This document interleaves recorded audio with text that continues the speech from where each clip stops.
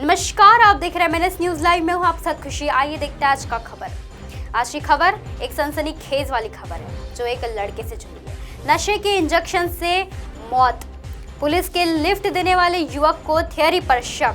इंदौर में बुधवार को एक सॉफ्टवेयर इंजीनियर की लाश संदिग्ध हालत में मिली। लाश के पास नशे का सामान भी मिला, इंजेक्शन और बीड़ी सिगरेट का बंडल भी था। युवक कपड़ों पर ब्राउन शुगर की पुड़िया भी मिली। आशंका जताई जा रही है कि युवक मौत नशे के ओवरडोज से हुई है, लेकिन पुलिस हत्या का एंगल से भी जांच कर रही है। सॉफ्टवेयर इंजीनियर सार्थक जायसवाल, जी हाँ, नाम बराबर सुना आपने, सही सुना है। इंजीनियर सार्थक जायसवाल नशे का आदी था। मंगलवार रात को वह परिवार से झगड़ा करने के बाद घर छोड़कर चला गया था। उसे एक अनजान युवक रास्ते में मिला जिससे उसने लिफ्ट मांगी। इसी अनजान युवक ने सुभाष को लौट देने की पुलिस को सूचना दी। सुभाष ने पुलिस को बताया था कि उसने सार्थक को लिफ्ट दी थी। वह द्वारकापुरी कॉलोनी में किराए के मकान में रहता था। बातों बातों में सार्थक ने उसे बताया कि वह इंदौर में कमरा ढूंढ रहा था। दोनों की दोस्ती हो गई और सुभाष ने उसे अपने कमरे पर ले गया। यहाँ सार्थक ने सोने से पहले नशे का इंजेक्शन लिया था। जी हाँ, नशे का इंजेक्शन लिया था। सुभाष ने टोका तो बोला इंजेक्शन के बिना उसे नींद नहीं आती। सार्थक सो गया और फिर सुबह नहीं उठा। इधर पुलिस को उसे सुभाष की लिफ्ट वाली कहानी पर शक हो रहा है। जब पुलिस के सुभाष के कमरे में पहुंची तो वहां एक ही बिस्तर लगा हुआ था। पुलिस को शक हुआ कि सुभाष सार्थक को पहले से ही जानता था। संभवतः वह भी नशे करता था और फिलहाल पुलिस पोस्टमार्टम रिपोर्ट का इंतजार कर रही है। 2 साल से चोरी छुपे करता था नशा। एफआईआर केदार पांडे के मुताबिक सार्थक पिता हेमंत जायसवाल निवासी देश वैशाली नगर का शव एक कमरे में मिला। मृतक के परिवार ने बताया कि जो उसे 2 साल से नशे की लत थी। पिता हेमंत ने बताया कि उसे बेटे को समझाते थे, लेकिन वह चोरी छिपे नशा करता था।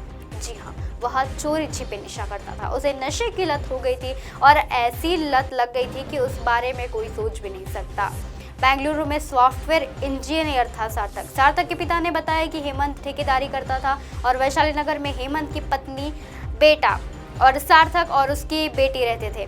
सार्थक अपने माता पिता का इकलौता बेटा था। उसने इंदौर से ही पढ़ाई की थी, जिसके बाद उसका सिलेक्शन बेंगलुरु की सॉफ्टवेयर कंपनी में हो गया। इसके बाद वह गुजरात चले गया और लॉकडाउन के बाद वहां से ही वर्क फ्रॉम होम करने लगा। कुछ दिनों से वह अपने काम पर ही ध्यान नहीं दे रहा था।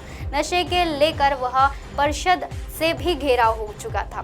कुछ दिन पहले पार्षद राजेश जैन उसे आरपीएस के लोग कुछ नशे को लेकर द्वारकापुरी थाने पहुंचे थे। उन्होंने आईटी की गैर मौजूदगी में ICI शफरफ अली अंसारी को बताया था कि राम मंदिर के पास कुछ लोगों ने युवती का इंजेक्शन और ब्राउन शुगर बेचते हैं। इससे यहाँ एक लड़का उन्हें अपने घर बुलाकर ब्राउन शुगर पिलाता था। मामले की ITI अलका मोनिया ने बताया कि बाद में उसकी जांच की बात की गई। अन्नपूर्णा पुलिस ने इस मामले का द्वारकापुरी के 3 लोगों को पकड़ा था। यह बुधवार दिग्विजय नगर मल्टी और अहिर खेड़ी के लोग नशे को लेकर कई बार अफसरों से शिकायत भी कर चुके थे।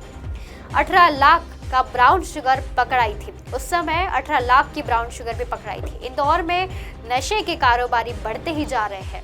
युवा तस्करों को निशाने पर रहते हुए कुछ महीने इंदौर में क्राइम ब्रांच की 18 लाख की ब्राउन शुगर के साथ 5 आरोपी को भी पकड़ा था। पूछताछ में तस्करों ने बताया कि प्रताप नगर में एक ड्रग्स तस्कर इंदौर के दर्जन पैंडलकर में माल सप्लाई करता है।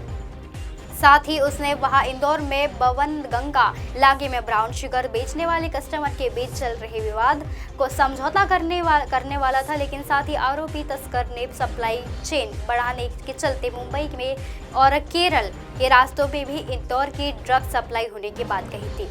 इंदौर में ऐसी सप्लाई होती है जो कि ब्राउन शुगर तस्करों और ने पुलिस को बताया कि ड्रग सप्लाई की 3 काम करती है। तीनों में एक दूसरे से जानकारी नहीं होती, लेकिन 3 लोग एक दूसरे से जानकारी न रहने के बाद भी सबसे आगे एक टीम होती है जिसका नाम है A और पीछे टीम होती है जो B। जो रेकी करता है पार्टी को कोई गड़बड़ नहीं कर रही होती तो इसके काम में कई बार बहुत अधिक का समय लग जाता है। लेकिन फिर भी अगर कोई तरफ से हरी झंडी नहीं मिलती मगर माल की डिलीवरी नहीं हो जाती तो सबसे आखिर में टीम होती है C। डिलीवरी करती है और सी जो टीम होती है वो डिलीवरी करती है। एक बार डिलीवरी देने के बाद टीम सी न पलटती और न ही रुकती है। इस तरह से जानकारी पूरी सप्लाई चेन काम करती है ताकि पुलिस के मुखबिर की नज़र से बच पाए। केरल के रास्ते मुंबई से भी हो रही है तस्करी। तस्करों ने क्राइम ब्रांच और पुलिस को बताया कि जब जब अलग अलग के माल की खपत होने ज़्यादा होती है तो केरल के रास्ते में मुंबई से होते हुए इंदौर ड्रग्स पहुंचती है। वह सब तरह के ड्रग्स बेचने का काम करते हैं।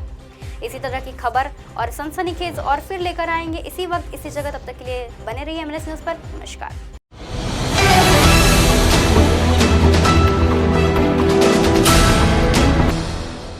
ये है एमएनएस न्यूज़ नेटवर्क और आप देख रहे हैं एमएनएस न्यूज़।